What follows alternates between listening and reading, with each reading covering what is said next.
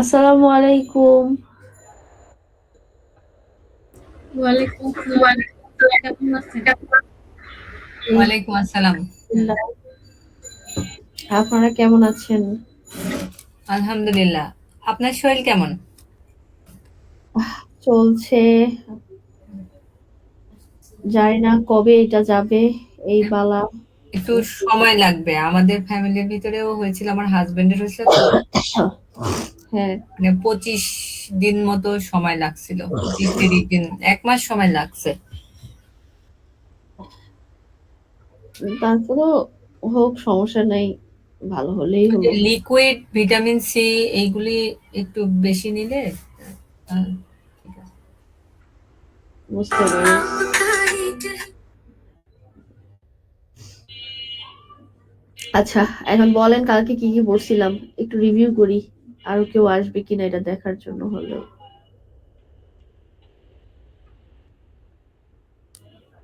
কি ম্যাডাম কি বললেন? একটু রিভিউ করি সবকিছু। কালকে কি পড়ছিলাম। ঠিক আছে ম্যাডাম, অন্য কেউ বলুন।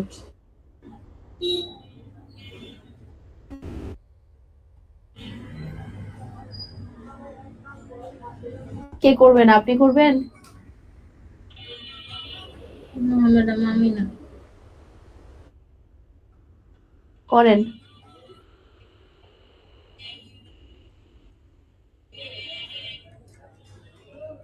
ম্যাডাম। সাজেদা ম্যাডাম ম্যাডাম আমার করেন নাকি?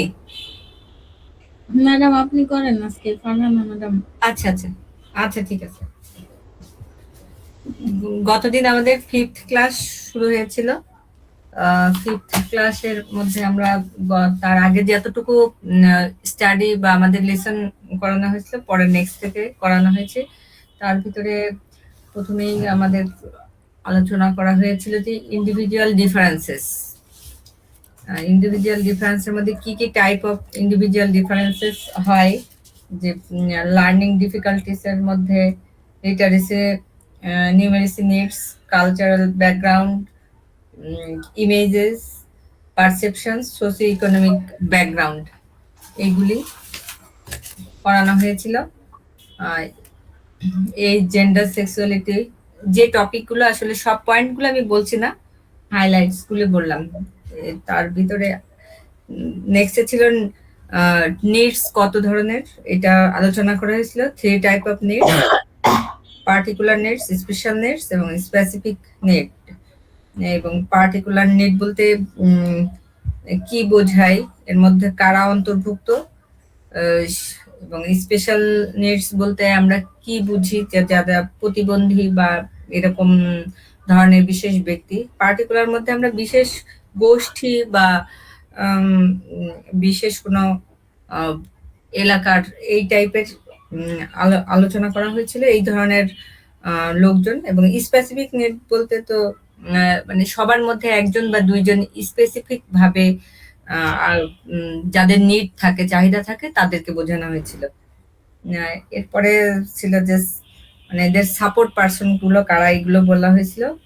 নেক্সট আলোচনা করা হয়েছিল যে টাস্ক অ্যানালাইসিস। টাস্ক অ্যানালাইসিসটা বোঝানো হয়েছিল এর সংজ্ঞা, যে একটা কাজ করতে গেলে কি কি ধারণা থাকতে হবে, কি কি যোগ্যতা থাকতে হবে, সেগুলো পুঙ্খানুরূপে বিশ্লেষণ করা হচ্ছে টাস্ক অ্যানালাইসিসের কাজ। উম, বা এটাই টাস্ক অ্যানালাইসিস হিসেবে গণ্য করা হয়। টাস্ক অ্যানালাইসিসের এভিডেন্স গুলো কি কি হয়, আর সেগুলো আলোচনা করা হয়েছিল। যে তারপরে ছিল যে কারিকুলাম ডকুমেন্টস বা সিডিসি। সিডিসিটা আসলে কি, সেটা বোঝানো হয়েছিল। এর সংজ্ঞাগুলো আমরা আমাদের যে শীট প্রোভাইড করা হয়েছে ওখান থেকেই সংজ্ঞাগুলো আমাদের আলোচনা করেছে। যে কারিকুলাম ডকুমেন্টস, যে representation of A set of competencies, যে সেট অফ কম্পিটেন্সি রিপ্রেজেন্ট করাটা একটা কারিকুলাম ডকুমেন্টেড হিসেবে গণ্য করা হয়েছে। এবং এর ভিতরে কি কি ইনফরমেশন থাকে সেইগুলি আলোচনা করা হয়েছিল পয়েন্ট আকারে। উম, তারপরে একটা সিডি তৈরি করতে গেলে কি কি অন্তর্ভুক্ত ইনফরমেশন অন্তর্ভুক্ত করতে হয়, সেগুলি পয়েন্ট আকারে আলোচনা করেছিলেন। The name, number of module, unit of competency, nominal delivery hours, যা যা থাকে এইগুলি ম্যাম আলোচনা করেছিল। এর পরের ছিল যে লার্নিং আউটকাম এবং এলিমেন্টস এর মধ্যে ডিফারেন্স, এবং এইটা থেকেই যে মেবি 3 ধরনের কোয়েশ্চেন হতে পারে, যে লার্নিং আউটকাম কি এবং এলিমেন্টস অফ কম্পিটেন্সি কি, সেগুলো আলাদা আলাদা সংজ্ঞাও আসতে পারে, দুইটার ভিতরে আলাদা সেইটা। আর খুব বেশি আসলে ম্যাম আর আগাতে পারেনি। তার ভিতরে ছিল সিবিটি লার্নিং ডিজাইন প্রসেসটা, এটা করা হয়েছিল। এবং লাস্টে হচ্ছে রিলেশনশিপ বিটুইন অ্যাসেসমেন্ট ক্রাইটেরিয়া এবং পারফরমেন্স ক্রাইটেরিয়া। এই পর্যন্ত এসে আমাদেরকে আসলে থামতে হয়েছিল। আজকে এখান থেকেই শুরু করব, আমাদের ম্যাম আজকে এখান থেকেই আচ্ছা, শুরু করাবে। জি, আমি আপনাদেরকে দেখতে বলছিলাম কি অ্যাসেসমেন্ট ক্রাইটেরিয়া কি আর পারফরমেন্স ক্রাইটেরিয়া কি, দুটোর ভিতরে সম্পর্ক কি, কেউ কি একটু অ্যানালাইসিস করতে পারবেন? জাস্ট একটু দেখে হইলেও বলার ট্রাই করেন, দেখি পড়ে কি বুঝেন কিনা। ম্যাডাম, পারফরমেন্স ক্রাইটেরিয়া হচ্ছে একটা লার্নার শিখার পরে, মানে লার্নের পরে কতটুকু ফিডব্যাক দিতে পারলো, সেটা হচ্ছে না, কতটুকু ফিডব্যাক দিতে হবে, এটা হচ্ছে পারফরমেন্স ক্রাইটেরিয়া। আচ্ছা, আরেকটা হচ্ছে ক্রাইটেরিয়া কথাটার মানেটা কি আগে একটু বলি তো। ক্রাইটেরিয়া মানে হচ্ছে যেটা করতে হবে, এটার অর্থটা কি? বৈশিষ্ট্য প্রয়োজন, মানে যে যে যোগ্যতা থাকা প্রয়োজন। যোগ্যতা থাকা প্রয়োজন। কি দরকার, কি প্রয়োজন, আপনার চাহিদাটা এটা। তাহলে পারফরমেন্স ক্রাইটেরিয়া, আপনার লার্নার একটা কাজ পারফর্ম করবে, তাহলে কিভাবে করবে, ওকে, কোন ওয়েতে করবে, এইটার যে একটা ক্রাইটেরিয়া, সেটাকে আমরা কি বলবো? Performance criteria. দ্যাট মিনস আমরা যখন লার্নারকে শেখাবো, শিখাইতে গেলে কতগুলো ক্রাইটেরিয়া মেনটেন করে তাদেরকে শিখাই না, একদম শুরু থেকে শেষ পর্যন্ত যা যা প্রয়োজন হয়, স্টেপ বাই স্টেপ, ঠিক না? জি ম্যাম। এই যে এই ক্রাইটেরিয়াটাকে আমরা কি বলবো? Performance criteria. আমরা যদি এবার একটু সিএস এর যে একটা স্ট্রাকচার, এটাতে যদি একটু ফলো করি, তাহলে আমরা দেখতে পারবো সেটা হচ্ছে যে ওই যে দেখেন আপনার এলিমেন্টস অফ কম্পিটেন্সি ছিল না, এলিমেন্টস অফ কম্পিটেন্সির এগেইনস্টে আবার কি performance criteria. That means elements of competency তো আপনার একটা কি কাজ, তাহলে ওই কাজটাকে আপনি স্টেপ বাই স্টেপ কিভাবে করবেন, ওইটাই কি আপনার পারফরমেন্স ক্রাইটেরিয়াতে বর্ণনা করা আছে না? আপনারা কি বুঝেন নাই? আচ্ছা, আমি একটু দেখাই, এই যে এই বিষয়টা রিলেট করার ট্রাই করেন। এই যে ধরেন identify team goals and process, আপনারা কি দেখতে পাচ্ছেন? জি, পাচ্ছি। আচ্ছা, এই যে খেয়াল করেন, elements of competency first elements হচ্ছে কি identify team goals and process. Okay, এইটা আমার একটা কাজ, তাহলে এই কাজগুলোই আমার কি আবার স্টেপ বাই স্টেপ কমপ্লিট করতে হবে, ঠিক না? তাহলে এই কাজ এইটারই আন্ডারে কি দিছে, যে 1.1, 1.2, 1.3, বুঝতে পারছেন? এই যে 1.1, তাহলে এই 1.1, 2, 3 যখন কমপ্লিট হবে, তখন আমার কি হবে? এই 1 কমপ্লিট হবে। আমার কথা বুঝতে পারছেন? তাহলে এইটা আমার একটা কাজ, তাহলে একটা কাজ পারফর্ম করার জন্য আমার যে ক্রাইটেরিয়া গুলো প্রয়োজন, তাকে আমি কি বলবো? Performance criteria. এবার বুঝাইতে পারছি? জি ম্যাম। এইটা আমার কাজ, এই যে আইডেন্টিফাই টিম গোলস, এটা আমার কাজ, আর এই কাজটা সম্পন্ন করার জন্য আমার এই ক্রাইটেরিয়া লাগবে। দ্যাট মিনস আমার যখন এই যে 1.1, 1.2, 1.3 এই ক্রাইটেরিয়া তিনটা ফুলফিল হবে, তখনই আমার এই কাজটা সম্পন্ন হবে। আমি এবার বুঝাতে পারছি? তাহলে একটা কাজ পারফর্ম করার জন্য আমার যে ক্রাইটেরিয়া প্রয়োজন তাকে আমি কি বলবো? কি বলবো? Performance performance performance criteria. এইবার শুনেন অ্যাসেসমেন্ট ক্রাইটেরিয়াটা কি তাহলে? আমি তো এই কাজটা পারফর্ম করলাম, কাজটা আমি শিখলাম, তাই না? তাহলে এবার শিখার পরে আমি কতটুকু শিখতে পারলাম, কতটুকু জ্ঞান অর্জন করতে পারলাম, এটা আমার মানে প্রমাণ করতে হবে কিভাবে? একটা অ্যাসেসমেন্টের মাধ্যমে, তাই না? জি ম্যাম। তাহলে ওই অ্যাসেসমেন্টের আপনার যে যে ক্রাইটেরিয়া গুলো প্রয়োজন, ওইটারে আমরা কি বলবো আবার? Assessment criteria. আপনাদের ওই যে মনে আছে ওই সেলফ অ্যাসেসমেন্ট করেন না আপনারা? সেলফ অ্যাসেসমেন্ট করছিলেন কখনো? সেলফ অ্যাসেসমেন্ট করেন নাই? হ্যাঁ, সিভিল সেলফ অ্যাসেসমেন্ট করা কোশ্চেন হয়। কেন করবেন? আপনি যখন স্কিল পার্ট দিয়েছেন তখন সেলফ অ্যাসেসমেন্ট করাইছে না? সেলফ অ্যাসেসমেন্ট কি ছিল? সবগুলো পারফরমেন্স তখন বলছে না যে প্রত্যেকটা ক্রাইটেরিয়া আপনার পারতে হবে, যদি না পারেন তাহলে আপনার অ্যাসেসমেন্টে বসতে পারবেন না। ওগুলোই তো আপনার অ্যাসেসমেন্ট ক্রাইটেরিয়া হিসেবে দেওয়ার জন্য বা পারফর্ম করার জন্য আপনার যে ধরনের প্রয়োজন, তাই সেগুলোকে আমরা কি বলবো? Assessment criteria. তাহলে পারফরমেন্সটা আমি যদি এবার বলতে চাই যে ডিফারেন্সটা কি, তাহলে মোটটা হচ্ছে অ্যাসেসমেন্ট ক্রাইটেরিয়া আর পারফরমেন্স ক্রাইটেরিয়ার মধ্যে কোনো পার্থক্য নেই। যদি কোনো পার্থক্য থেকে থাকে সেটা হচ্ছে ভাষাগত, মানে ওয়ার্ডগত, শব্দগত পার্থক্য। একটা হচ্ছে অ্যাসেসমেন্ট ক্রাইটেরিয়া আর একটা হচ্ছে পারফরমেন্স ক্রাইটেরিয়া, বা একটা হচ্ছে পারফরমেন্স ক্রাইটেরিয়া, একটা হচ্ছে অ্যাসেসমেন্ট ক্রাইটেরিয়া, যেভাবেই বলেন না কেন, জাস্ট এইটাই পার্থক্য।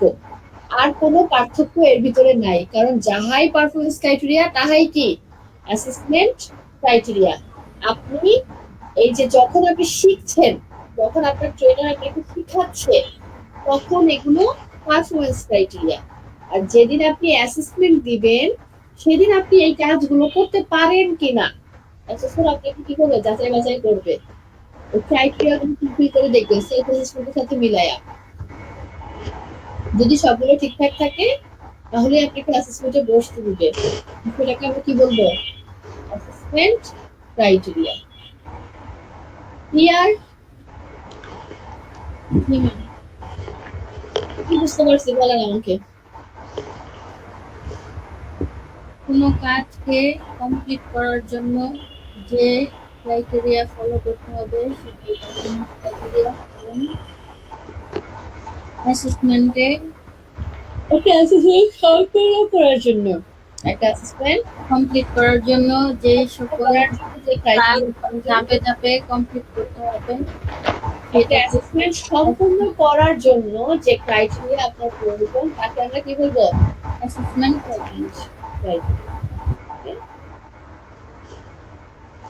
ওকে, আমরা এবার এটা একটু পড়ি। একদম একটু পড়েন তো, এটা কি বলছে এখানে?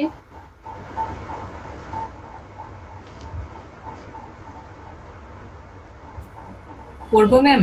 হ্যাঁ, Essentially, assessment and performance criteria are the same thing, expressed in different words. জি, এই যে আমি একটু আগে যে বললাম যে দুটোটাই কি সেম জিনিস, তাহলে ডিফারেন্সটা কিসে? ওয়ার্ডে। তারপর performance criteria is more of a competency-based training and assessment terminology and comes from the industry competencies standards. তাহলে এই যে আমি একটু আগে যে সিএস দেখাইলাম, পারফরমেন্স ক্রাইটেরিয়া কোথায় থাকে? CSM. সিএসএ। তাহলে কম্পিটিশন বেসড ট্রেনিং এর যে টার্মিনোলজি গুলো আছে, যেটা কোথা থেকে পারফরমেন্স ক্রাইটেরিয়া গুলো কোথা থেকে আসে? ইন্ডাস্ট্রি কম্পিটেন্সি স্ট্যান্ডার্ড বা সিএসসি থেকে আসে।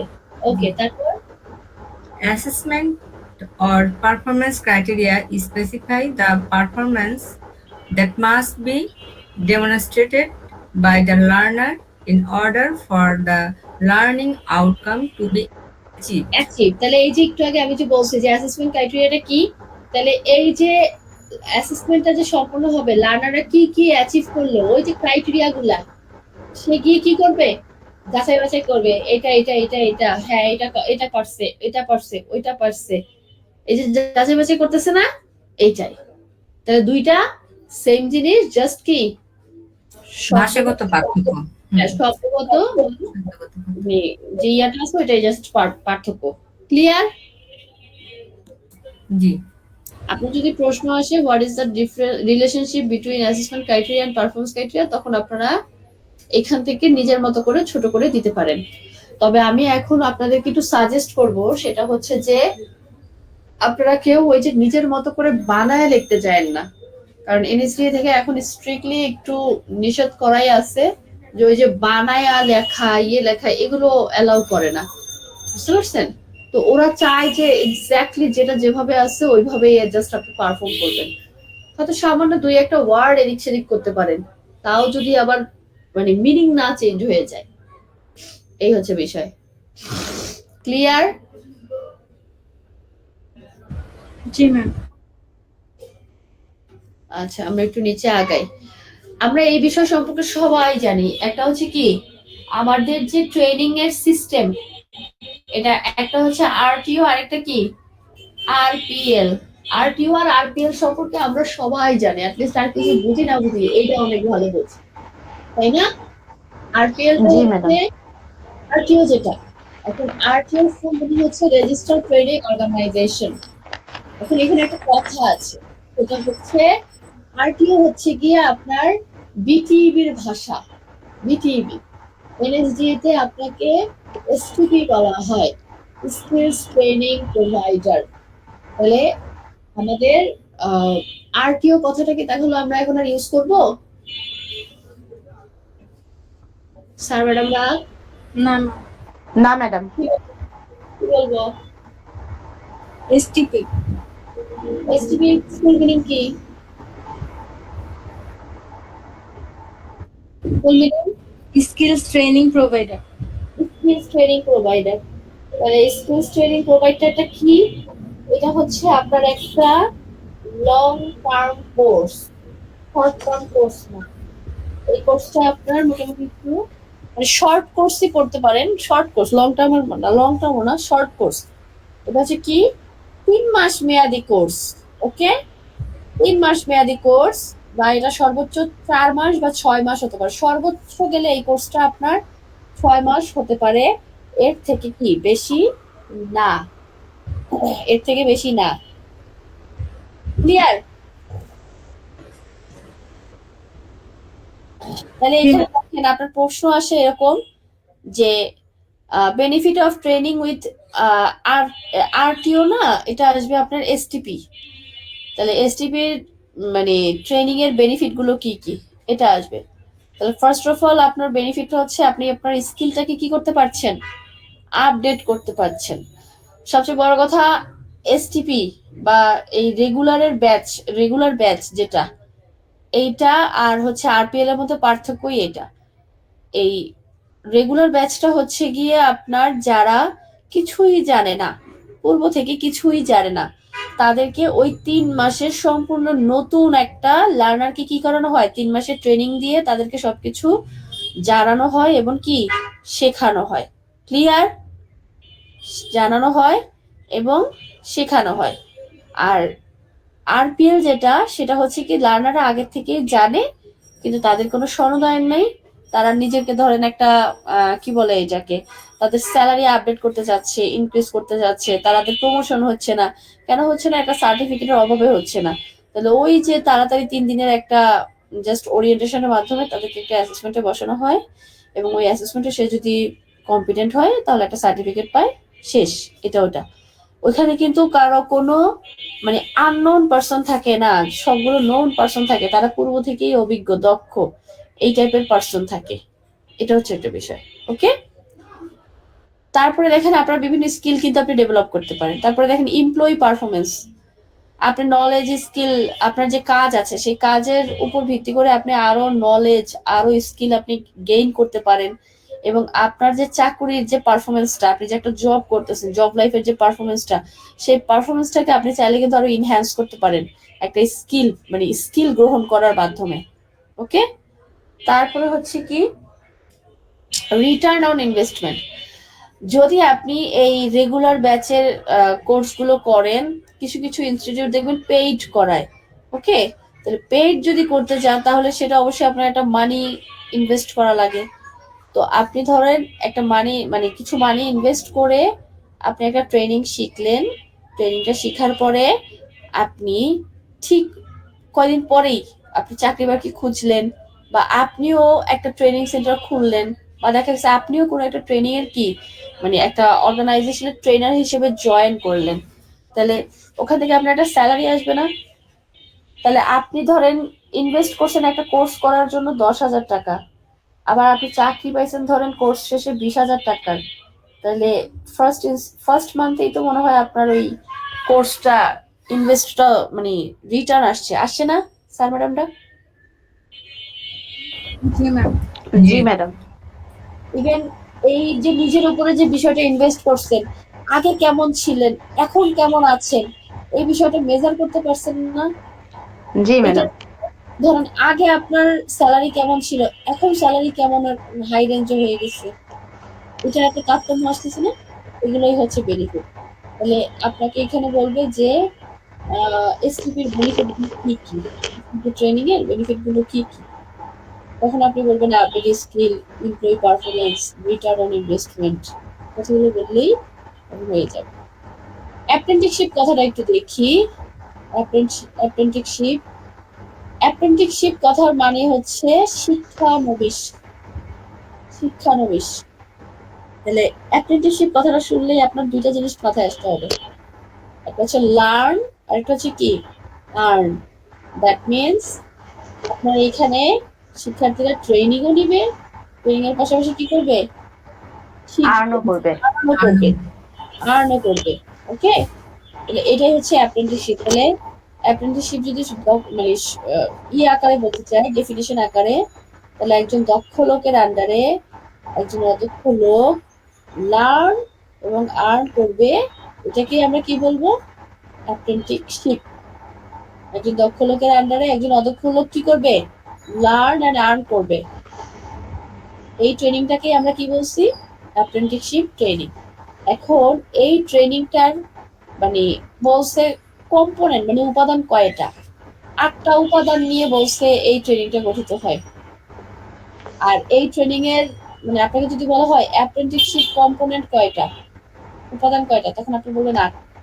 আর 8টি। আপনাকে যদি প্রশ্ন করা হয় অ্যাপ্রেন্টিসশিপ ল কয়টা, তাহলে কি বলবেন, 5টা। 8টি। 5টি। কম্পোনেন্ট হচ্ছে 8টা, ল হচ্ছে 5টা। কম্পোনেন্ট কয়টা, 8টি। আর ল 5টি। 5টা। ওকে, তাহলে প্রথম কম্পোনেন্ট আমি একটু দেখি কি বলছে। বলছে স্ট্রাকচার ট্রেনিং। তাহলে আমরা অ্যাপ্রেন্টিসশিপ কথাটা বুঝতে পারছি তো, জি। অ্যাপ্রেন্টিসশিপ কথাটা, শিক্ষানবিশ। হ্যাঁ ফার্স্টেই বলছে আপনার যে একজন দক্ষ লোকের আন্ডারে অদক্ষ লোক লার্ন এবং আর্ন করবে, হ্যাঁ এটাই হচ্ছে অ্যাপ্রেন্টিসশিপ। Apprenticeship training. তাহলে ফার্স্টেই বলছে ট্রেনিং এর স্ট্রাকচার, দেখেন স্ট্রাকচার ট্রেনিং। অ্যাপ্রেন্টিসশিপ যে ট্রেনিংটা থাকে এটা অবশ্যই একটা কি থাকবে, স্ট্রাকচার থাকবে, স্ট্র্যাটেজি থাকবে। এটা একজন সুপারভাইজারের আন্ডারে ট্রেনিংটা হবে, মানে মোট কথা হচ্ছে ট্রেনিংটার একটা গঠন থাকবে। ট্রেনিংটা কয় মাস, কতদিন, কত ঘন্টার, তারপরে লার্নার কারা হবে, কিরকম হবে, কি কি কোয়ালিফিকেশন তার থাকতে হবে, মানে মোট কথা পুরো ট্রেনিংটার একটা গঠন বা একটা কাঠামো থাকবে। বুঝছেন, কেন নিচ্ছেন, কি কারণে নিচ্ছেন, একটা বিষয় থাকে না, এই বিষয়গুলো পুরো একটা ট্রেনিং এর একটা কাঠামো থাকবে। এই ট্রেনিংটা, অ্যাপ্রেন্টিসশিপ ট্রেনিংটা আপনি চাইলেই দেখা গেছে ওই লার্নার আর্ন সারা জীবন বসে বসে করতে পারবেন না, বুঝছেন। ওই আপনাকে একটা পর্যায়ে ওরা 2 বছর পর্যন্ত সাপোর্ট দিবে, 2 বছর পরে আপনাকে ঠিকই আপনার নিজের পায়ে আবার মানে আর্ন করতে হবে। তখন আর ওরা আপনাকে শিখাবেও না, মানে আর্নিংও দিবে না, বুঝতে পারছেন? 65 বছর পর্যন্ত। তাহলে ফার্স্ট অফ অল এটা কি একটা স্ট্রাকচার ট্রেনিং, দ্যাট মিনস এই ট্রেনিংটা একটা কাঠামো আছে। ট্রেনিংটা কখন কত মাসের হবে, তারপরে হচ্ছে গিয়ে লার্নার কারা থাকবে, কিভাবে হবে, কতক্ষণ ধরে হবে, কি কি বার হবে, এই সব কিছু বিষয় তখন এই কাঠামোতে চলে যাবে। তারপরে দেখেন এই ট্রেনিং, লেন্থ অফ ট্রেনিং। এই ট্রেনিং জি বলেন। অবশ্যই একটা স্কিলড ট্রেনিং, কারণ এখানে কিন্তু আপনাকে কি করানো হবে, একদম দক্ষ লোকের আন্ডারেই কিন্তু আপনাকে দক্ষতা শেখানো হবে। দক্ষতাকে কি করাবে, আরো মজবুত করা হবে, আরো আপনাকে দক্ষ করা হবে একজন দক্ষ লোকের আন্ডারেই। চাইছে না যে যেমন সে তেমনই হয়। তাহলে আপনাকে যদি দক্ষ লোকের আন্ডারে ট্রেনিং করানো হয়, একজন দক্ষ লোকের আন্ডারে, তাহলে আপনি কি অদক্ষ হবেন? না। ম্যাডাম একটা কোশ্চেন করি। হ্যাঁ অবশ্যই। আচ্ছা ম্যাডাম, আমরা আজকে যে সিবিএলএম টা অনুসরণ করছি, এটা কত নাম্বার? আমি তো প্রথম দিকে জয়েন করতে পারি না, এই জন্য বুঝতে পারতেছি না। কে, রাবেয়া ম্যাডাম? জি জি, হ্যাঁ 1 নম্বর সিবিএলএমই করছি। এটা 1 নম্বর না? আচ্ছা 1 নম্বর সিবিএলএম এর 31 নম্বর পেজ।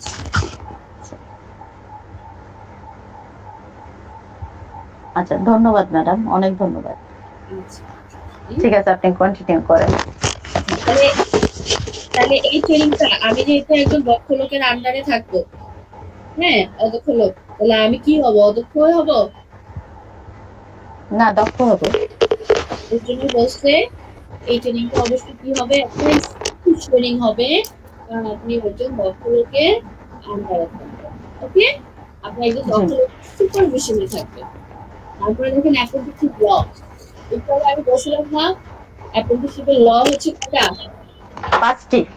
আর কম্পোনেন্ট হচ্ছে 8টি। এই যে অ্যাপ্রেন্টিসশিপ ল নিজেই একটা কম্পোনেন্ট,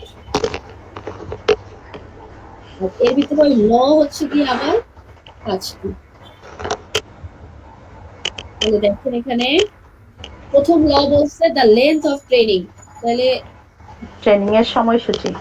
হ্যাঁ ট্রেনিং এর একটা ডিউরেশন থাকবে, আপনি চাইলেই সারা জীবন ধরে ওদের কাছে কি অ্যাপ্রেন্টিসশিপ করাতে পারবেন না, বিনা পয়সায় কাজ করাতে পারবেন না, বা দেখা গেছে সারা জীবন ওদেরকে শিখাবেন আর কাজে রাখবেন, ওরকমও হবে না। একটা পর্যায়ে তাদেরকে এই ট্রেনিংটাকে স্থগিত করতে হবে, তাহলে ট্রেনিং এর একটা লেন্থ থাকবে, একটা ডিউরেশন থাকবে। তারপর দেখেন type amount of related instruction, তাহলে ট্রেনিংটা কি টাইপের হবে, এবং যেহেতু বলছে যে এখানে কি হবে, একটা লার্ন করবে আবার আর্নও করবে, তাহলে আর্নিং অ্যামাউন্টটা কিরকম হবে এই বিষয়টা কি থাকবে এখানে বলা থাকবে।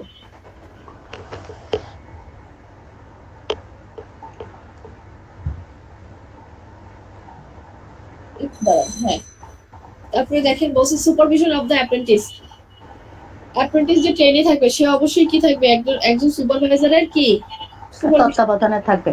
তত্ত্বাবধানে থাকবে। তারপরে দেখেন বলছে যে appropriate ratio of apprentice to regular worker, তাহলে একটা কোম্পানিতে অ্যাপ্রেন্টিস নেওয়ার কিন্তু একটা রেশিও আছে, সে চাইলেই কি করতে পারবে না, অনেক চাইলেই কি, রাবেয়া ম্যাডাম আপনার মাইকটা বন্ধ করে দেন।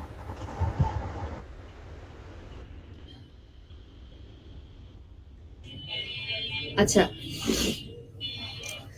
ধরেন একটা কোম্পানিতে এই অ্যাপ্রেন্টিসের এই রেশিওটা কিন্তু ইন্ডাস্ট্রিতে ইয়েতে এগুলো তো অনেক ভালো হয়। অডিট ইস্যু বলে একটা কথা আছে, আপনি চাইলেই কিন্তু আপনার সবকিছু ওই যে অদক্ষ লোক দিয়ে, মানে অনেক 2-3টা লোক দক্ষ রাখা এবার ওদের আন্ডারে লোক দিয়ে দিয়ে চাইলে আপনি করাতে পারবেন না, কারণ এতে কিন্তু আপনার কোয়ালিটিতে একটা পর্যায়ে হ্যাম্পার আসতে পারে। ওকে, তো এর জন্য বলছে যে সবকিছুরই একটা রেশিও আছে, তো অ্যাপ্রেন্টিক্সেরও একটা রেশিও আছে। এই ক্ষেত্রে আপনি চাইলে রেগুলার ওয়ার্কার যদি আপনার 70% হয়, তাহলে 30% আপনি অ্যাপ্রেন্টিস রাখতে পারবেন, এরকম একটা রেশিওতে। তারপর বলছে apprentice selection and recruitment procedure, অ্যাপ্রেন্টিসটা অবশ্যই কি একটা সিলেকশন এবং রিক্রুটমেন্ট প্রসিডিওরের মাধ্যমে হবে, মানে মোট কথা ইন্টারভিউর মাধ্যমে হবে। তাদের সাথে ওই যে সে যে বিষয়ে আর কি ইন্টার্নশিপ করবে, লার্ন এন্ড আর্ন করবে, তাকে যে রাখবে, এটা অবশ্যই কি দেখে যাচাই বাছাই করে তাদের একটা রিকোয়ারমেন্ট থাকবে, ক্রাইটেরিয়া থাকবে, সেটা মেনটেন করতে পারলেই তাকে নিবে, সবাইকে নিবে না।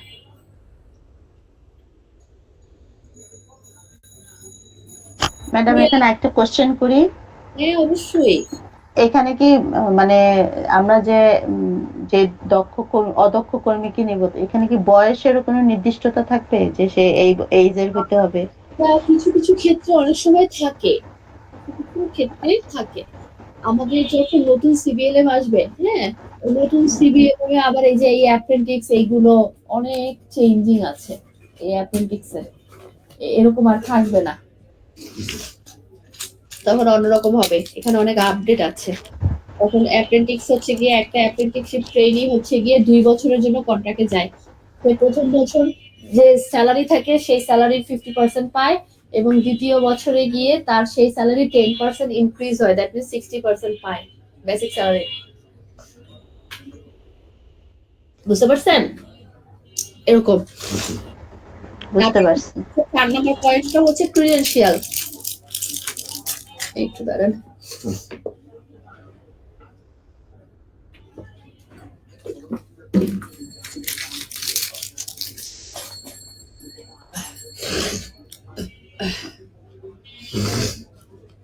ক্রিডেনশিয়াল মানে কি? সার্টিফিকেট। সে যে এখান থেকে যাবে, শেষে সে একটা সার্টিফিকেট পাবে, সে যে দক্ষ, লার্ন এবং আর্ন করছে, হ্যাঁ, তাহলে কতক্ষণ কাজ করলো, কতদিন কাজ করলো, এই বিষয়ে সে একটা সার্টিফিকেট পাবে। তারপরে দেখেন ইনভেস্টমেন্ট ইন ট্রেনিং, এই ট্রেনিং এ তার উপর কিন্তু কিছু ইনভেস্ট করা হয়।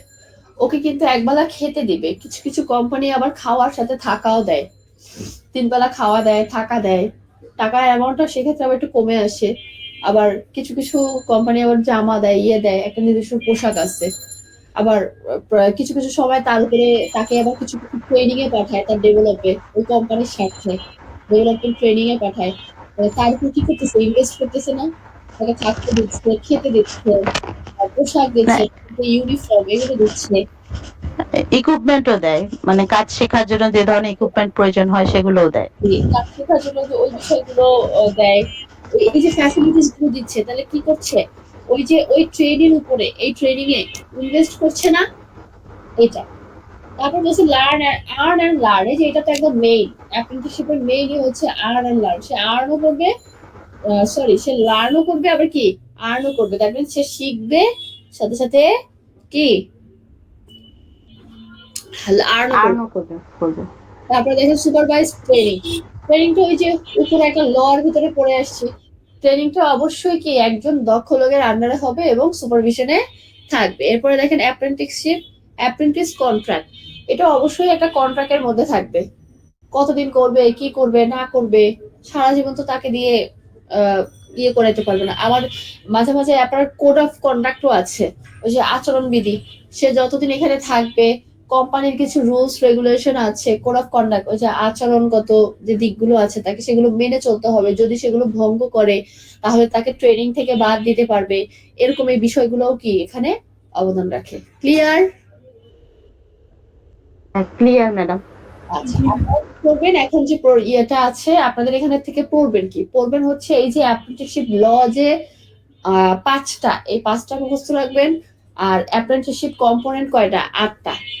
যখনই প্রশ্ন আসবে এগুলো আপনাকে বলে দিতে হবে, তখন এইভাবে এই 8টাই লিখতে হবে। এই 8টা কিন্তু আবার কমানো যাবে না, এগুলো কিন্তু ফিক্সড করা। ক্লিয়ার? ক্লিয়ার। ওকে, আল্লাহ, আজকে আমার শেষ করতেই হবে। দেখেন এখানে আছে আরপিএল। আরপিএল আমরা সবাই জানি, সবাই চিনি। আরপিএল কি? আরপিএল কি? রিকগনিশন অফ প্রায়র মানে কি? সার্টিফিকেশন দরকার পড়লে আমি দক্ষ, কিন্তু মানে সার্টিফিকেশন পূর্বের লার্নিং এর একটা রিকগনিশন, মানে আমি আগেই জানি তার একটা স্বীকৃতি। স্বীকৃতি। দ্যাট মিন্স আমি জানি আমার কোনো সনদায়ন নাই, তো আমাকে 3 দিন একটা ওরিয়েন্টেশন দেওয়া দেবে। 3 দিন কিন্তু কখনো ট্রেনিং হয় না। 3 দিন আগে কি হয়? ওরিয়েন্টেশন। ওরিয়েন্টেশন হয়। তাহলে আমি জানি, আমি সবই পারি, আমাকে জাস্ট একটা অ্যাসেসমেন্ট প্রসেসটা, এই প্রসেসটা কিভাবে হবে, একটা ওরিয়েন্টেশনের মাধ্যমে আমাকে 3 দিন একটা ওরিয়েন্ট করবে, এবং আমি কি করবো, আমি একটা একটা, ট্রেনিং। হ্যাঁ, অ্যাসিস্ট্যান্টে বসবো, একটা সার্টিফিকেট অর্জন করবো, এবং এটা পরবর্তীতে শো করে এটার মূল মূল বিষয় হচ্ছে আমি একজন দক্ষ কর্মী, কিন্তু আমার ইন ফিউচারে ডেভেলপমেন্টের জন্য আমার একটা সার্টিফিকেটের প্রয়োজন। তো হ্যাঁ, সেই সার্টিফিকেটটা নেওয়ার জন্য আমি 3 দিনের একটা ওরিয়েন্টেশনে যোগদান করব, এটাই তাহলে হচ্ছে আমি 3 আরপিএফ। দিনের এটাকে কিন্তু ট্রেনিং বলবো না। আরপিএল এর কখনো ট্রেনিং হয় না, আরপিএল এর সবসময় কি হয়, ওরিয়েন্টেশন ওরিয়েন্টেশন। হয়। আপনি সবই জানেন, আপনাকে জাস্ট ওই আপনি অ্যাসেসমেন্টের সাথে অবগত না, তো আপনাকে ইউনিভার্সিটির অ্যাসেসমেন্টের প্রসিডিউরটা কি করানো হয়, অবগত করানো হয়, এই বিষয়টা। আচ্ছা, তারপরে দেখেন আরপিএল এর সুবিধাগুলো কি কি, এগুলো আপনারাই বলবেন, আমি বলবো না। বলেন তো আরপিএল এর সুবিধা কি কি হতে পারে, আরপিএল এর সুবিধা কি কি হতে পারে? তাড়াতাড়ি কোর্স ফিনিশ করতে পারবে, কস্ট রিডিউস হবে, তারপরে হচ্ছে একটা কোয়ালিফিকেশন হচ্ছে না, আরো একটু সুন্দর করে আহ,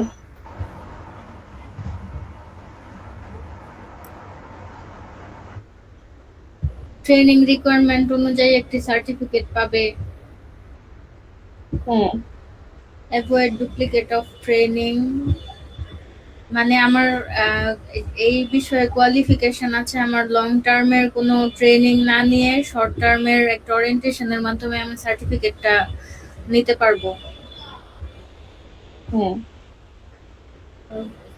Provides pathways to higher qualifications for people who may have access to further training. মানে হচ্ছে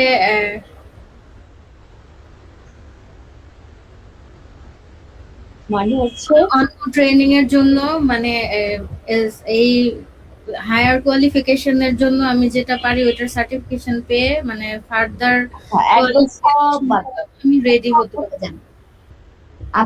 আপনি ধরেন একটা চাকরিজীবী, হ্যাঁ, আপনি সব ভুলে যান একদম।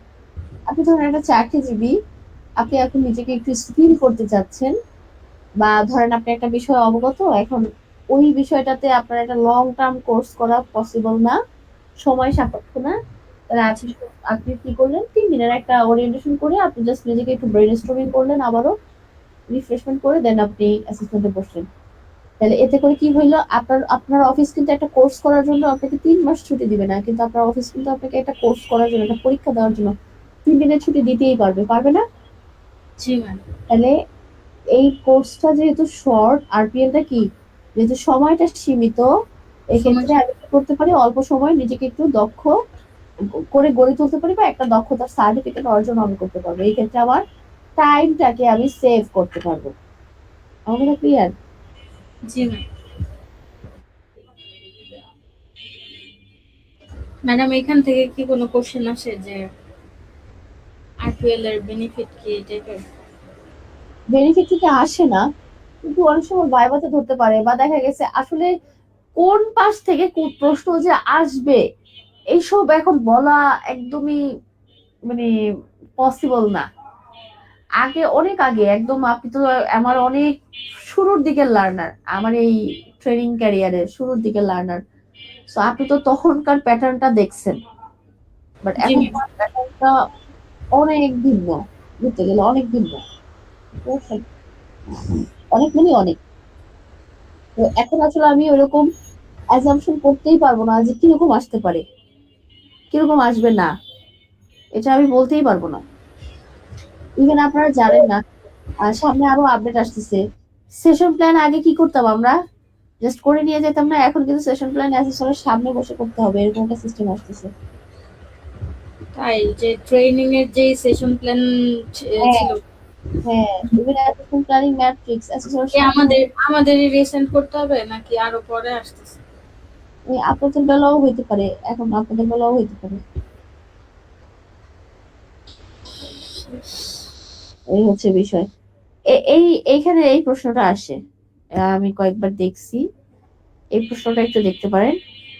আরপিএল এভিডেন্স, সেটা হচ্ছে স্টুডেন্টস আরপিএল এভিডেন্স গুলো কি কি? এই আরপিএল এভিডেন্সটা বুঝতে পারছি, আমরা যখন আরপিএল অ্যাসেসমেন্ট দেই তখন ওখানে কিন্তু আপনার একটা অভিজ্ঞতা চাই, বুঝতে পারছেন, মানে প্রমাণ চাই যে আপনি যে দক্ষ, এটা মানে এভিডেন্স স্বরূপ কিভাবে বুঝবো? আপনি আপনি কিভাবে বুঝাবেন তাকে? তাহলে আপনার কাছে যদি এই বিষয়গুলো থাকে তাহলে আপনি এইগুলো প্রোভাইড করে এই ট্রেনিংটা মানে এই অ্যাসেসমেন্টটা আপনি বসতে পারবেন। সেগুলো কি? যদি কোনো আপনার কাছে ইন্টারভিউ বা প্রফেশনাল যদি কোনো কনভারসেশন থাকে, এই কনভারসেশনটা দিয়ে আপনি বসতে পারবেন। অবজারভেশন আর কোশ্চেনিং ইনক্লুডিং ওয়ার্কপ্লেস ভিজিট, কোনো যদি অবজারভেশন থাকে বা কোনো যদি কোশ্চেনিং থাকে বা কোনো একটা ওয়ার্কপ্লেস ভিজিট যদি থাকে তাহলে আর কি আপনি করতে পারবেন। তারপরে portfolio of work which may include complete assessment items from previous study, study. তাহলে আপনি যদি কোনো পোর্টফোলিও থেকে থাকে তাহলে ওইটা আপনি ইউজ করতে পারেন। তারপর হচ্ছে গিয়ে আপনার supplementary assessment task of talent test, যদি কোনো একটা অ্যাসেসমেন্টে বসে থাকেন ওরাল রিটেন এরকম কিছুতে, তারপরে অ্যাসেসমেন্ট হয় নো ট্রেনিং ইজ ইনভলভ, কোনোখানে ট্রেনিং ইনভলভ না এরকম টাইপের ট্রেড টেস্ট যদি থাকে, আপনি ওই ট্রেডে দক্ষ একটা টেস্ট করে আপনি পাস করতে হবে এরকম করে। Authentication of evidence by supervisor আর এমপ্লয়ার, আপনার সুপারভাইজার বা এমপ্লয়ার যদি থাকে চাকরি করে কি আপনার সে চাইলে একটা এনওসি তারা কিন্তু একটা কোনো কিছু দিয়ে রিভিউ করতে পারবে। আপনি তখন ওই যে এভিডেন্স দিবে আপনাকে সেটা দেখা কিন্তু বসতে পারবেন। মানে মোট কথা হচ্ছে আরপিএল এভিডেন্স বলতে বোঝাচ্ছে আপনি যে দক্ষ, তাহলে দক্ষ তো ওই যে ফারহানা ম্যাডাম রিলেট করতে পারবেন। ফারহানা ম্যাডাম আপনি ওই যে জি। গেছেন, আপনাকে বলছে না ওই যে একটা এক্সপিরিয়েন্স দিতে বলছে? হ্যাঁ, হ্যাঁ। জি। এই আরপিএল এর অ্যাসেসমেন্ট দিতে গেলে আপনাকে একটা এক্সপিরিয়েন্স চাবে। ওই আচ্ছা, হ্যাঁ, এক্সপিরিয়েন্সটা হিসেবে, ওই এক্সপিরিয়েন্সের এভিডেন্স হিসেবে মানে এক্সপিরিয়েন্স হিসেবে আপনি কি কি বিষয় সার্টিফিকেট। দেখাতে পারেন, কি কি বিষয় দেখাইতে পারেন, এটাই হচ্ছে সেটা। আচ্ছা ম্যাম, একটা ওই কোশ্চেনটাই আমি এমনি করতাম আপনাকে। আচ্ছা, ওইটা আমি যদি অনলাইনে কোর্স করছি এরকম একটা দিই, ওইটা কি হবে? আমি তো ওইটা দরকার নাই, আপনি এরকম একটা বানায় দিলেও হবে। ওই এখন আমি আছে কিভাবে বানাবো? মানে আমার আমার আসলে ওই ধরনের কোনো মানে সার্টিফিকেট আদতেও নাই তো। ওইটা আসলে বা কিভাবে? আপনি এটা নিজের যদি কোনো পেজ থাকে যে আপনি আপনার এখানে ধরেন আপনি অনলাইনে ব্যবসা করেন, হ্যাঁ, তাহলে ওই যে না, অনলাইনের ওই আমি পেজের ব্যবসা নাম করি না। আমি হচ্ছে মানে কি, একজন আছে অনলাইনে, উনি ক্লাস করায় বা রেকর্ড ক্লাস ওনার গুলো করছি, এগুলোর উপরে উনি একটা সার্টিফিকেট দিবে। হবে ওই না। আচ্ছা ম্যাডাম, আমি একটা কোশ্চেন করি যে আমরা যে 3 দিনের কোর্স করি, বিভিন্ন ধরনের কোর্স, হ্যাঁ, আমাদের প্রফেশনাল এর জন্য বিউটিফিকেশনের উপরই, হ্যাঁ, তো ওগুলোও কি এই আরপিএল এর মধ্যেই পড়বে? ওই 3 দিনের এইগুলা মানে আরপিএল এর মধ্যে না। আরপিএল হইতে হইলে তো আপনার একটা অ্যাসেসমেন্ট এনভায়রনমেন্ট লাগবে, বাইরে থেকে এক্সটার্নাল আসবে, অ্যাসেসর আসবে, ইয়ে করবে, এই অ্যাসেসমেন্ট সিস্টেম না। বাট ওই ট্রেনিং গুলোকে আপনি নরমালি এই টাইপেরই আরপিএল টাইপেরই ফালাইতে পারে যে আপনি তো জানেন আগে থেকে। মানে ওইখানে আমাদেরকে সবকিছু করানো হয়, শুধু অ্যাসেসর আসে না আর কি, অ্যাসেসমেন্ট হয় না, এইটুকুই হয় না? এটা আরপিএল এর মতোই করতে পারেন, কারণ আপনি তো সব জানেন, তাহলে আপনি একটা দুইটা দিন একটা অ্যাডভান্স কোনো কিছু শেখার জন্য ইনভলভ করতে পারেন। হ্যাঁ হ্যাঁ, এই অ্যাডভান্স শেখার জন্য ইনভলভ হচ্ছিলাম। আরপিএল ট্রেনিং এর কাতারে ফালাইতে পারেন, কিন্তু হচ্ছে হাঁপালাইতে পারি। হ্যাঁ হ্যাঁ ফালাইতে পারেন। কিন্তু ওই ট্রেনিং গুলোতে আমি দেখছি কোনো অ্যাসেসর আসে না, ওরাই আর কি নিজেরা করে আর কি সেটা।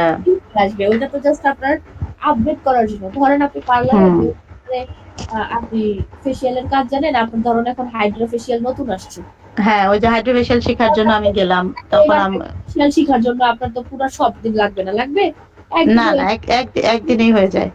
ধরেন আপনি ফেসিয়াল পারেনি, তাহলে ওইটা তো আপনার normal, আপনি তো ফেসিয়াল সবই পারেন। এখন নতুন হ্যাঁ একটা আসছে, আপনি নিজেকে ডেভেলপ করতে যাচ্ছেন ওটার ভিতরে, তাহলে হাইড্রাল হ্যাঁ যাচ্ছেন। হ্যাঁ, হাইড্রাল পরে এখন ওই যে গ্লুটাথায়ন না কি জানি আসে, এখন ওটার ভিতরে যাচ্ছেন। গ্লুটাথায়ন আসছে, আরো নতুন নতুন আরো অনেক কথা আসছে। এই যে এগুলো এগুলো one kind of short training, মানে আরপিএল ট্রেনিং বলতে পারি, কিন্তু আরপিএল বলতে গেলে আমরা ওই যে অ্যাসিস্ট্যান্ট টাইপের আর কি বেশি ফেলাই, কিন্তু এগুলো আরপিএল ট্রেনিং এর কাতারে আপনি চাইলে আচ্ছা ম্যাডাম, আরেকটা কথা জিজ্ঞেস করি। যেমন ধরেন আমরা লেভেল 1 করছি, লেভেল 2 করছি বিউটিফিকেশনের উপরই, হ্যাঁ। লেভেল 2টা আমি, আমার 2 দিনের ট্রেনিং ছিল। হ্যাঁ মানে লেভেল 2 সিস্টেমটা আপনি এখন যে আরপিএল যেটা বলছেন ঠিক একই রকম। এখানে আমাদের পরীক্ষা হয়েছে, অ্যাসেসমেন্ট হয়েছে, অ্যাসেসর আসছিল, মানে এভরিথিং হয়েছে আর কি। ওটা মানে এনএসডি থেকে একজন অ্যাসেসর গেছিল, যে সে আমাদেরকে পরীক্ষা টরীক্ষা নিছে, সবকিছু করছে। তো ওইটাকে কি আমরা আরপিএল এ এভিডেন্স হিসেবে করতে পারি কিনা, সাবমিট করতে পারবো কিনা? আহ, না, ওইটা না। আপনাকে ওখানে বলেই দিছে একটা এক্সপিরিয়েন্স শো করতে হবে মিনিমাম 2 ইয়ার্স এর। তাহলে ওই ট্রেনিংটা তো আপনার 3 days এর, তাহলে আপনি কিভাবে হ্যাঁ, 3 days। যেখানে আপনাকে মেনশন করেই দিছে যে আপনার একটা এক্সপিরিয়েন্স লাগবে যেটা মিনিমাম 2 ইয়ার্স, তাহলে আচ্ছা, 2 years। কি আপনি 3 days দিতে পারবেন? না না না। এর জন্যই আমি বারবার বলতেছি এটা ওটার সাথে যাবে না। যদি এরকম হইতো যে মেনশন করা নাই আপনি কি কি করছেন আমাকে সব দেখান, তাহলে একটা ঠিক আছে যে আপনার এক্সপিরিয়েন্স কি কি আছে তাইলে। হুম, যেখানে আপনাকে একদম মেনশনই করে দিছে যে আপনি 2 বছরের সর্বনিম্ন অভিজ্ঞতা আমাকে দেখাইতে হবে, তো সেখানে আপনি কিভাবে 3 মাস বা 3 দিনের একটা কোর্স দেখাবেন বলেন? কোর্স হুম, কিভাবে? হুম, হুম, ঠিক আছে, বুঝতে আমার পারছি। এক্সপিরিয়েন্স, কাজের ওয়ার্ক হুম, এক্সপিরিয়েন্স চাইছে 2 ইয়ার্স, হুম, বুঝতে পারছেন? হ্যাঁ, এক্সপিরিয়েন্স, বুঝতে পারছি। এই হচ্ছে বিষয়। ক্লিয়ার সবাই? তাহলে এটা একটু পড়ে ফেলবেন। মানে আরপিএল এভিডেন্স কি কি এভিডেন্স দেখাতে হবে সেটা আর কি। এখানে মোট 6টা পয়েন্টের কথা বলছেন আপনি। তাহলে এই পয়েন্ট গুলোই তখন আপনার দেখাইতে হবে যে আরপিএল এর হচ্ছে গিয়ে আরপিএল এর এভিডেন্স গুলো এই হইতে পারে, এই বিষয়গুলো আপনি চাইলে দিতে পারেন।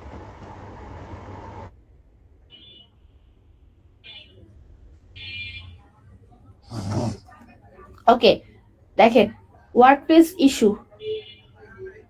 ওয়ার্কপ্লেস ইস্যু এই কথাটা দ্বারা আমরা কি বুঝতে পারি?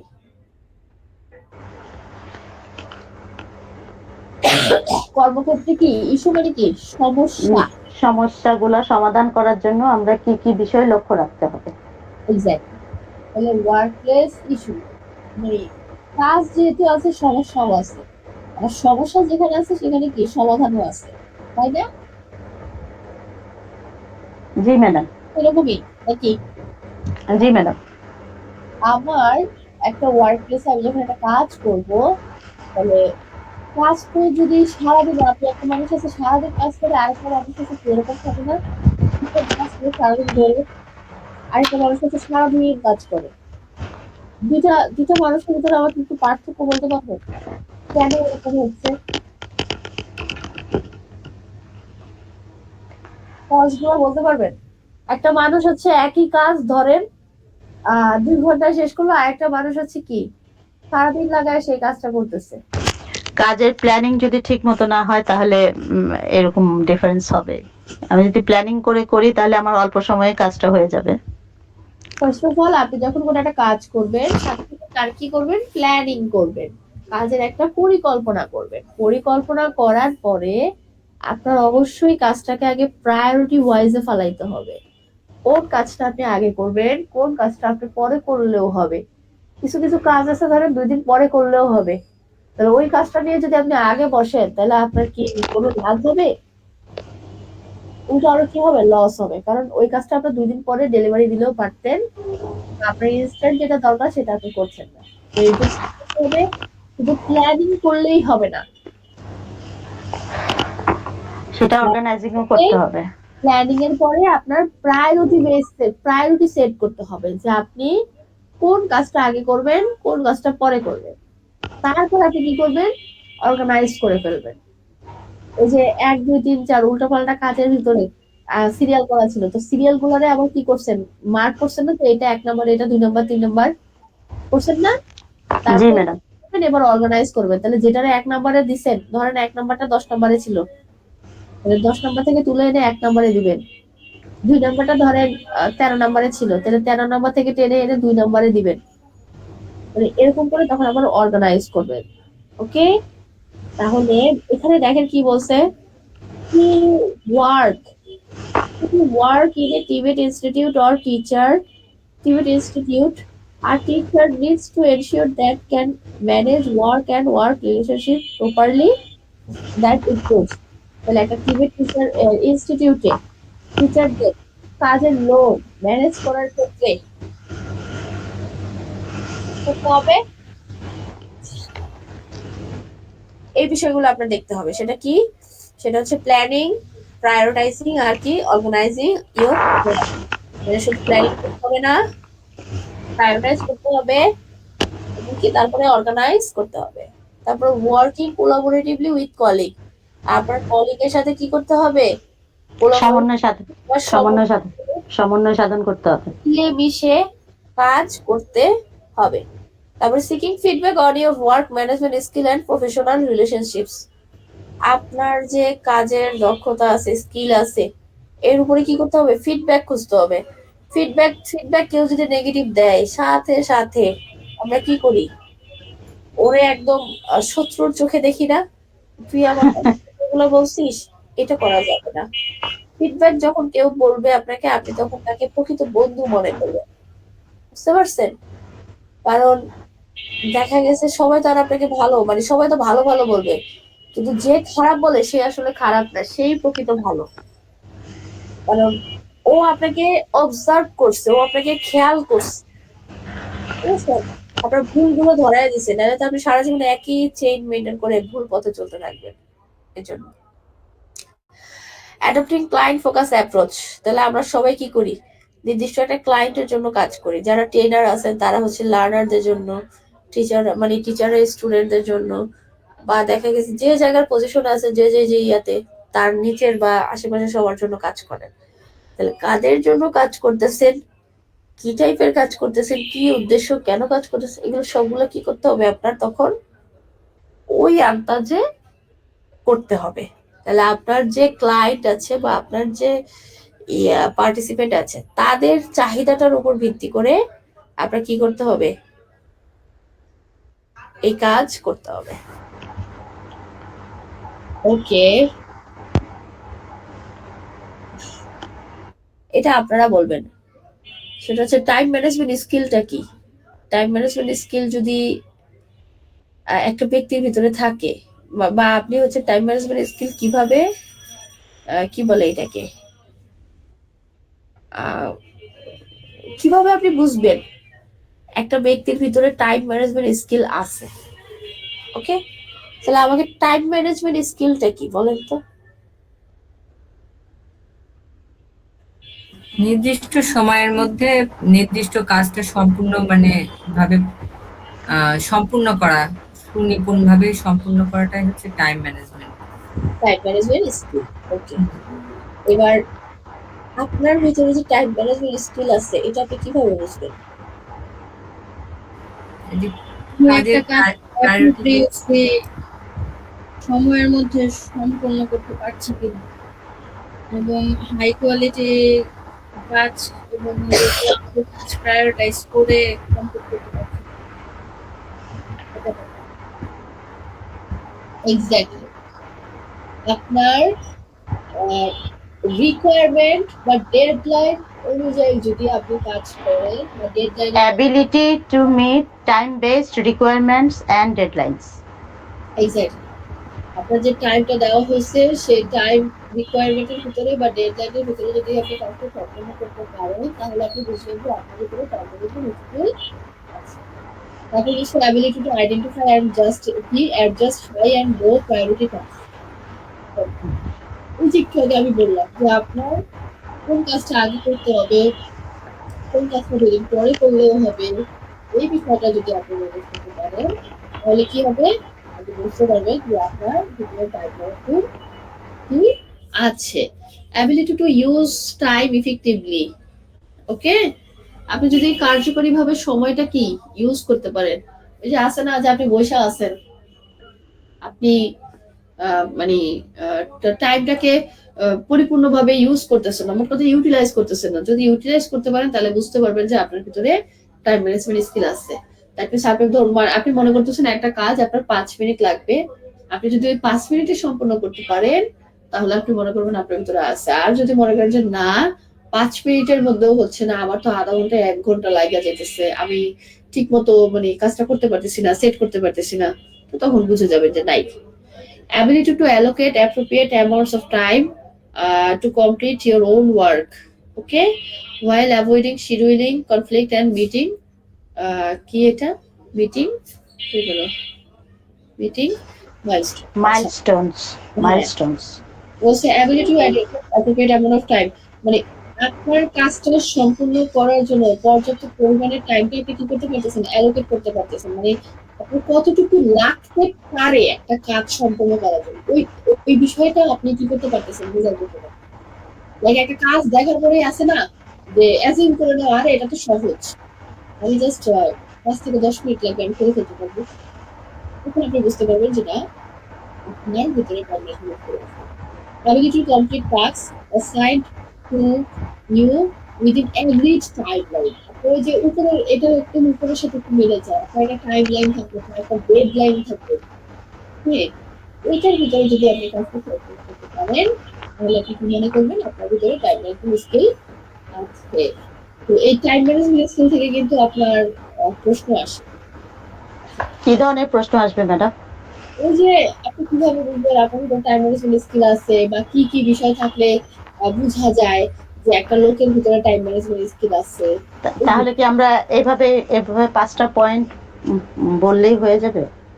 হ্যাঁ, এভাবে বললে হয়ে যাবে। কিছু কিছু প্রশ্ন আছে যেটা একদম আপনি চাইলেও, যেমন এই প্রশ্নটা আপনি একটু বানায় নিতে পারবেন, বুঝতে পারছেন, কিন্তু কিছু কিছু প্রশ্ন আছে আপনি চাইলেও বানাতে পারবেন না, ধরেন এলিমেন্টস অফ কনফিডেন্সি কাকে বলে, এটা আপনি চাইলেও বানাতে পারবেন না, এটা আপনি রিপোর্ট করবেন।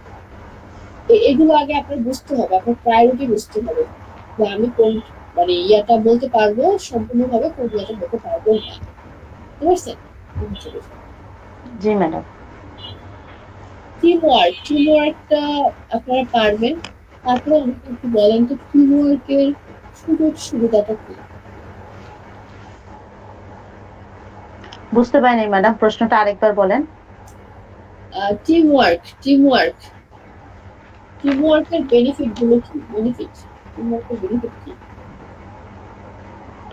টিম ওয়ার্কের বেনিফিট হচ্ছে কাজটা আমরা সুষ্ঠুভাবে মানে সুন্দরভাবে করতে পারি আর কি। আমাদের যদি টিম ওয়ার্ক ঠিক মতো থাকে, একজনের সাথে আরেকজনের বোঝাপড়া ঠিক মতো থাকে, তাহলে আমাদের কাজটা সুন্দরভাবে সম্পূর্ণ হবে।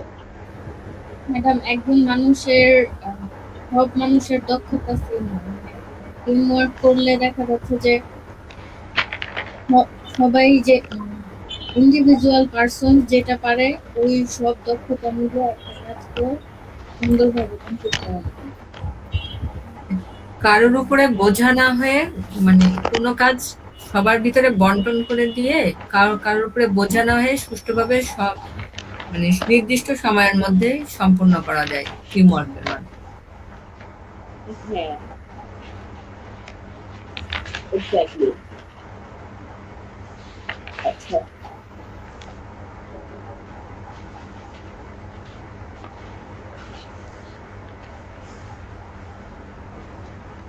তারপরে দেখি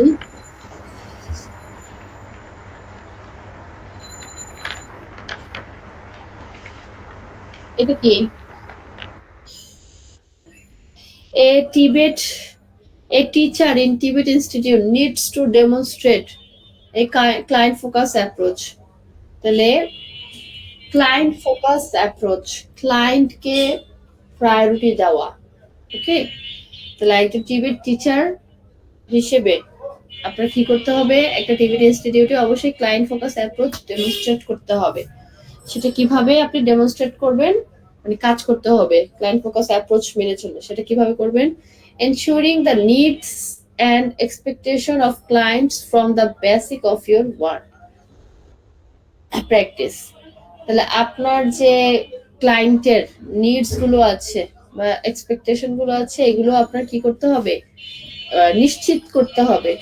লাইক আপনার লার্নার কিরকম চাচ্ছে, কিরকম টাইপের ট্রেনিং চাচ্ছে, সে কোন কোন দিকটায় তার একটু বাধাবন্ধকতা ফিল করতেছে, ওই বিষয়গুলো আপনি আবার অবগত হইলেন, অবগত হয়ে আবার সেই বিষয়গুলোকে তাকে ফ্লেক্স করলেন, মানে ঠিকঠাক করে দিলেন, ঠিকঠাক করে দেওয়ার পরে তারপরে আবার আপডেট নিলেন।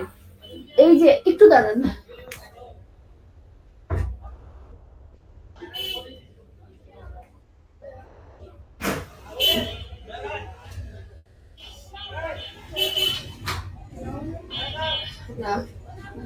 এই যে আপডেট নিলেন, ওকে, এই বিষয়টা। তারপরে দেখেন developing effective communication strategy to maintain client relationship. তাহলে ক্লায়েন্টের সাথে আপনার রিলেশনশিপ মেইনটেইন করার জন্য আপনি কি করতেছেন, কমিউনিকেশনটাকেও স্ট্রং করতেছেন। ধরেন ক্লায়েন্ট ফোন দিল, কোনো একটা সমস্যা ফেস করলো, আপনি সাথে সাথে সেটা সমাধান করে দিলেন। বা দেখা গেছে ক্লায়েন্ট একটা জিনিস আপনি তাকে ডেলিভারি দিলেন, তাহলে সেই জিনিসটা কিরকম হইলো, সেটা সে কি মানিয়ে নিতে পারতেছে কিনা, কোনো সমস্যা হচ্ছে কিনা, এটা আপডেট নিলেন। এতে করে কি হয়, দুজনের কমিউনিকেশনটা আরো স্ট্রং হয়। এখানে ক্লায়েন্ট বলতেছে, এখানে কিন্তু আমরা লার্নারের সাথে সম্পৃক্ত করব। এটা কিন্তু কোনো ওই বাহিরের বায়ার না, ওই ক্লায়েন্ট না, এটা কিন্তু আমরা লার্নারের সাথে সম্পৃক্ত করব। সেটা কিভাবে, ধরেন লার্নার আপনার একটা কোর্স করতে আসলো, ওকে, একটু পরে বলো, আর একটু পরে বলো,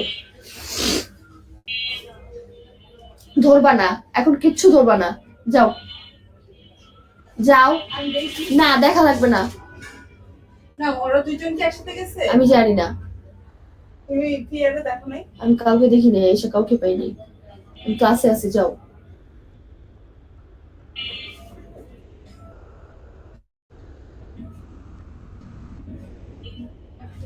হ্যাঁ, কোথায় যেন ছিলাম, ইফেক্টিভ কমিউনিকেশন, ওকে।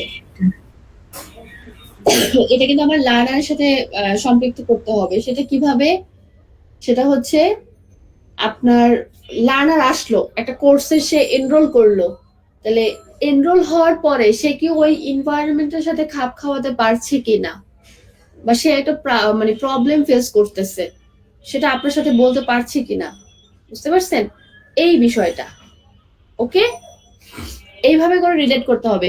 এখানে ক্লায়েন্ট বলতে কিন্তু আমি বারবার বলছি, ওই আমাদের বাহিরের অন্য কোনো ক্লায়েন্ট না, এখানে ক্লায়েন্ট বলতে আমাদের লার্নারের সাথে সম্পৃক্ত করবো। যেহেতু আমরা টিবেট ইনস্টিটিউট, আমরা যেহেতু ট্রেনার, বা আমরা ইনস্ট্রাক্টর, তাহলে আমাদের কি, আমাদের সম্পর্ক কি হবে? আচ্ছা ম্যাডাম, তাহলে কি আমরা এখানে লার্নার কথাটাই, শব্দটাই তো ইউজ করতে পারি, ক্লায়েন্ট ইউজ না করে? করেন developing process to evaluate and improve client satisfaction. লার্নারের স্যাটিসফ্যাকশন, আপনার লার্নারের স্যাটিসফ্যাকশন পর্যন্ত পৌঁছানোর জন্য আপনি কি কি মানে ওই ডেভেলপ করার জন্য প্রসেস গুলো আর কি আরো হচ্ছে, ধরেন আপনার কি বলে এটাকে, লার্নার একটা কোর্স করতে আসছে, তাহলে ওই কোর্সে সে এই বিষয়টা চাচ্ছে, তাহলে ধরেন একটা আইটেম সে বেশি শিখতে চাচ্ছে, বা দুইটা আইটেম সে বেশি শিখতে চাচ্ছে, দিন শেষে আপনি কোনোভাবে ম্যানেজ করে তাকে ওই দুইটা আইটেম, ওই যে যে দুইটা সে শিখতে পাইছে সেই আইটেম গুলোকে কি করবেন, আপনি তাকে আর কি বলবেন বা শিখাইয়া দিবেন, তখন কিন্তু তার স্যাটিসফ্যাকশনটা মানে একদম মিট হয়। তাহলে ওই প্রসেসটা, ওই বিষয়গুলো ঠিকঠাক আছে কিনা, এগুলো আপনার খেয়াল রাখতে হবে। এবার দেখেন এখানে বলছে in a Tibet institute client can be, client কারা, একটা টিবেট ইনস্টিটিউটের ক্লায়েন্ট কারা হইতে পারে, এই যে দেখেন এখানে এখনই উত্তর পাবেন। যে উপরে ক্লায়েন্ট বলছে individual learner students, apprentice, trainee, এরা সবাই লার্নার মানে ক্লায়েন্ট হইতে পারে। ক্যান্ডিডেট ফর অ্যাসেসমেন্ট, যেসব অ্যাসেসমেন্ট মানে সরি যেসব ক্যান্ডিডেট অ্যাসেসমেন্টের জন্য আসে তারাও কিন্তু আপনার ক্লায়েন্ট হতে পারে ইনস্টিটিউট। তারপরে বলছে এন্টারপ্রাইজ আর ইন্ডাস্ট্রির লোকেরাও কিন্তু আপনার ক্লায়েন্ট হতে পারে। তারপরে other parts of the training and assessment organisation, অন্য কোনো ট্রেনিং বা অর্গানাইজেশনের যে লোকজন আছে তারাও কিন্তু হতে পারে। গভর্নমেন্ট ডিপার্টমেন্টস এর যদি কোনো লোকজন বা কোনো এজেন্সি থাকে তারাও কিন্তু আপনার এই টিবেটের ক্লায়েন্ট হতে পারবে। দ্যাট মিনস এই টিবেটের যে শিক্ষাটা, এটা আমাদের সবার জন্য উন্মুক্ত, কারোর জন্য কি এটা বাধ্যবাধকতা নাই। Clear? Clear madam.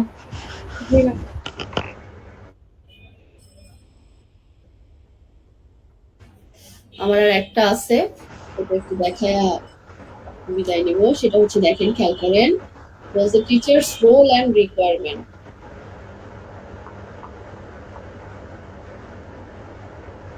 Teacher's role and requirement. As a teacher and assessor in TVET sector, একজন TVET সেক্টরের টিচার হিসেবে দেখেন আপনি মানে কাজটা কি, দায়িত্বগুলো কি কি হতে পারে। ফার্স্ট অফ অল একটা ট্রেনিং সেশনে কিন্তু এটা দেখেন, first of all, know a little about the learner. Learner সম্পর্কে কি জানা, এই বিষয়গুলো আপনারা আমার সাথে রিলেট করতে পারবেন। আপনারা যদি এখানে কেউ ট্রেনার থেকে থাকেন তাহলে আপনাদের সাথে রিলেট করে পড়ার ট্রাই করতে পারেন, তাহলে আপনারা কমিয়ে যাবে। এটা কিভাবে দেখেন, আমরা যখন এটা প্রথম স্টার্ট করি তখনই কি করি, লার্নার সম্পর্কে সবার আগে বুঝতে চেষ্টা করি না, জানতে চেষ্টা করি না যে সেশনটা আপনি আসলে কিভাবে ডেলিভারি দিবেন। এটা কিন্তু ডিপেন্ড করে আপনার লার্নারের ক্যাটাগরির উপর। সেটা আপনি যদি দেখেন যে আপনার এই সেশনে সবগুলো লার্নার অনেক হাইলি এডুকেটেড, ধরেন তারা সবাই অনার্স কমপ্লিট করে, মাস্টার্স কমপ্লিট করে বা অনার্সে পড়ছে, রানিং স্টুডেন্ট, তাদের ক্ষেত্রে আপনি একরকম ডেলিভারি দিবেন। তখন আপনি তাদের ক্ষেত্রে একটু আপডেট লেভেল থেকে ধরবেন। আর যদি দেখেন যে না, আপনার লার্নার খুবই একদম নিম্ন, তার সে অনেক কিছু বুঝে না, অনেক কিছুই বলতে পারে না, তখন কিন্তু আবার আপনার এই স্ট্র্যাটেজিটা কি হবে, চেঞ্জ হয়ে যাবে। তখন কিন্তু আপনি আরো একটু নিচে নেমে আসবেন, একদম ইজি ইজি বিষয় থেকে শুরু করবেন। তো এর জন্যই বলছে সবার প্রথমে আপনার লার্নার সম্পর্কে জানতে হবে, including why they are doing the training and বা অ্যাসেসমেন্ট। মানে এই যে লার্নার সম্পর্কে জানবেন, এটাও আবার অবশ্যই জানতে হবে যে সে এই ট্রেনিং সেক্টরে কেন আসছে, সে এই ট্রেনিংটা করতে কেন আসছে, তার উদ্দেশ্যটা কি। তারপরে দেখুন, হেল্প লার্নার্স প্ল্যান দেয়ার লার্নিং। লার্নার কি করবে, সাহায্য করবে না তাদের লার্নিংটা প্ল্যান করার ক্ষেত্রে। অনেক আছে না, রুটিন করতে চায় যে মিস আমি একটু রুটিন করে করতে চাচ্ছি, তাহলে কিভাবে করবো মিস, আমি কোন কোন সময় করলে ভালো হবে, কতটুকু সময় এখানে আবার দিতে হবে, কি পরিমাণে সময় দিলে আমি এটা পারবো, এরকম একটা প্রশ্ন বলে না। তো এটা আপনার কি করতে হবে, এই যে এই বিষয়টাতে প্ল্যান করার ক্ষেত্রে তাদেরকে হেল্প করতে হবে। তারপরে ডিসক্রাইব কোয়ালিফিকেশন পাথ, মানে আপনার কোয়ালিফিকেশনটা কি করতে হবে, ডিসক্রাইব করতে হবে। এবং এই বিষয়টা যদি আপনি জানতে পারেন, শিখতে পারেন, কমপ্লিট করতে পারেন, তাহলে আপনি কোন কোয়ালিফিকেশন অর্জন করবেন, দ্যাট মিনস কোন লেভেল অর্জন করতে পারবেন, এই বিষয়গুলো সম্পর্কে লার্নারকে জানাইতে হবে। লার্নার যদি এটা না জানে, তখন কি হবে, তার ভিতরে ওই ধরনের মানে ইয়েটা আসবে না, অনুভূতিটা আসবে না। ওকে। তারপর বলছে take the initiative or generate and encourage communication. আর এখানে দেখেন communication advice learner of your. আচ্ছা, কমিউনিকেশন করার ক্ষেত্রে তাদেরকে কি করতে হবে, ইনকারেজ করতে হবে। অনেক সময় দেখা গেছে লার্নাররা মনে করে ম্যাডামরা তো ফোন দেওয়া যাবে না, ম্যাডামরা ফোন দিলে বিরক্ত হয়ে যাবে, এরকম না কিন্তু বিষয়টা।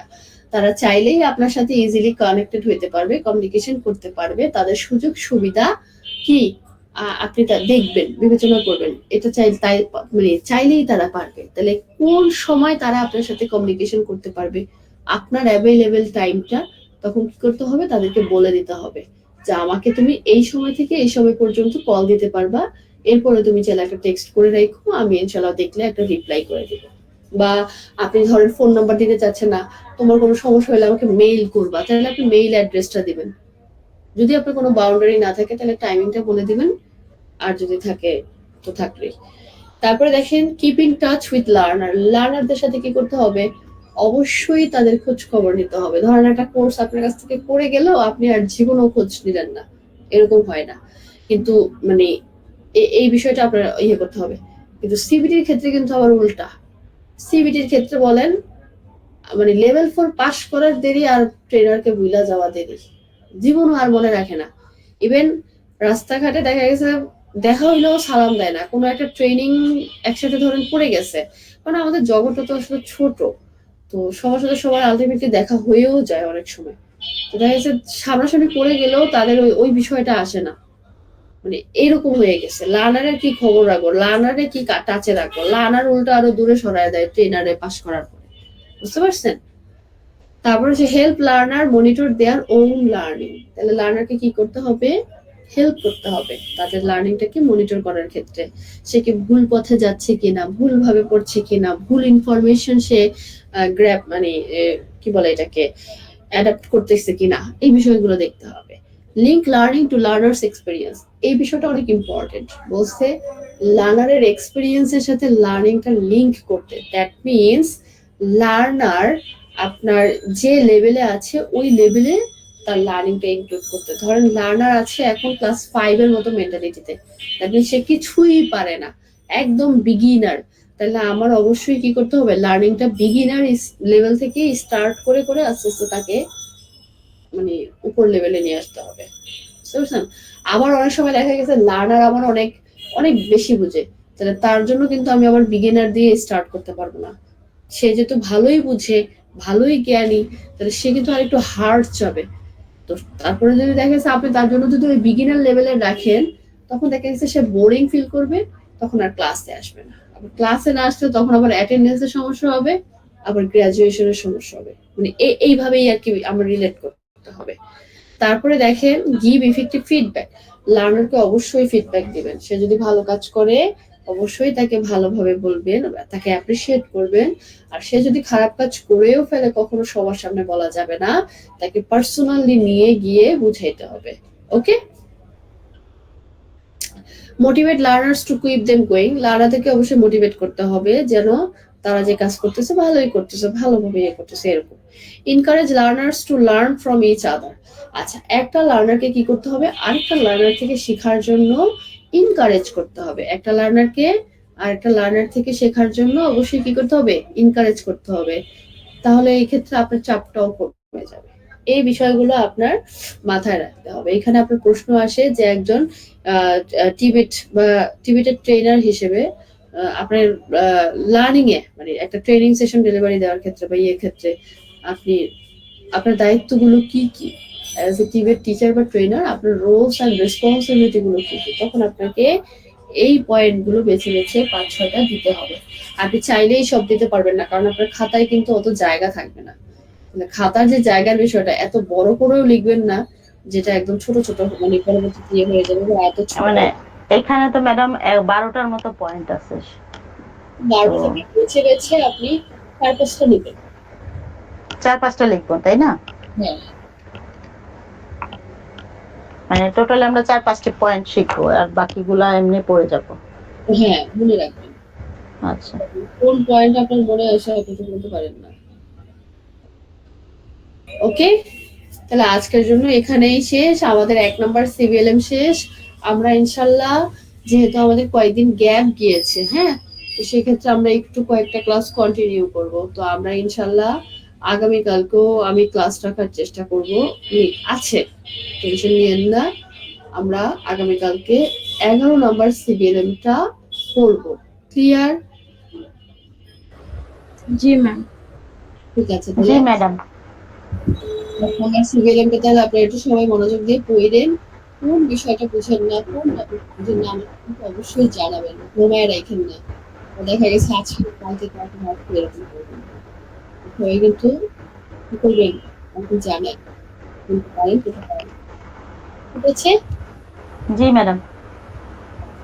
কোনো যদি প্রশ্ন থাকে ভুলে যেতে পারেন, তো সেক্ষেত্রে আমার জন্য লেখা রাখবেন। আচ্ছা ম্যাডাম। ওকে, ঠিক আছে? Okay madam. হুম? আসসালামু আলাইকুম। ভালো থাকবেন।